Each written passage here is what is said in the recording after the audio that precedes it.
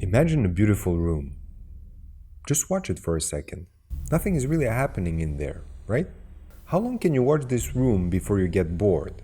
Your eyes analyzed everything there is to see, and now it's time to move on. But what if I tell you that there is a space pod in this room?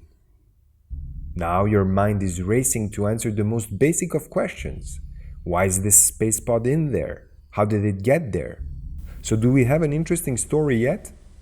Not really. But what if I told you now that there is a person in a spacesuit that just came out of that very same space pod? Your mind is racing again to answer all kinds of questions. Why is he there? What does he want? This is still not a full story, but we are clearly going somewhere. What if I tell you now that the person in the spacesuit is actually exploring our way of life? Now we have a story that is interesting because we created dramatic tension. You see, movies have to be about something big, something important. Otherwise, we simply don't care. It doesn't have to be grandiose like saving all of humanity.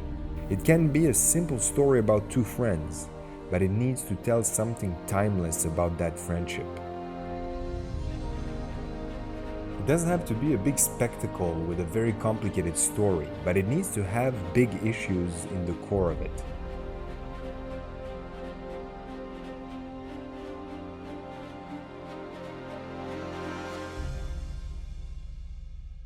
See, it's universal themes we can all relate to. We all need a home, and we all know what love is, and we know what death is. So even if we never entered something outlandish like a spaceship, we can relate to the challenging themes happening to the characters on screen. It's all about emotion. Emotion literally means disturbance. You serious? But what creates a disturbance best? Tension and conflict. Start counting. 5, 6, 7. In 4, damn it! Look at me! 1, 2, 3, 4. 1, 2, 3, 4. 1, 2, 3. Now, was I rushing or was I dragging? Count again. You have to promise your audience that it will be worth it for them to follow your journey through the emotions of the main characters. If we are not emotionally invested in them, we won't watch your film, period. Or we will be bored, and boredom is a filmmaker's worst nightmare, simply because you're not invested in watching the story they have to tell. So how do we create tension and conflict? The obstacles the characters face need to be complicated, dangerous, nearly impossible. At times it might not literally be a question of life or death, but it needs to feel that way. But I will not hesitate. Not for a second. So why do we watch movies if they are full of tension and conflict?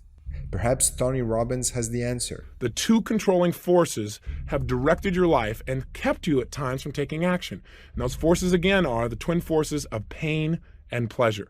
Remember, everything we do in life, we do out of our need to avoid pain or a desire to gain pleasure.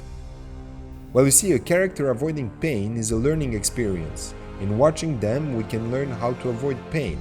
Learning to avoid pain in and of itself is pleasurable.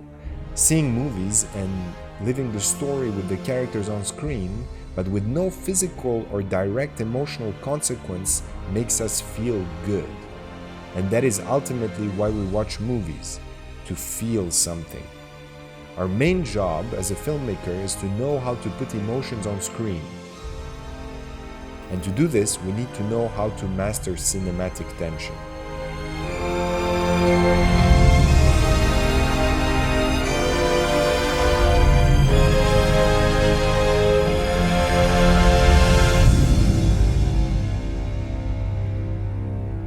Thanks for watching, and please subscribe to our channel to follow along our cinematic journey.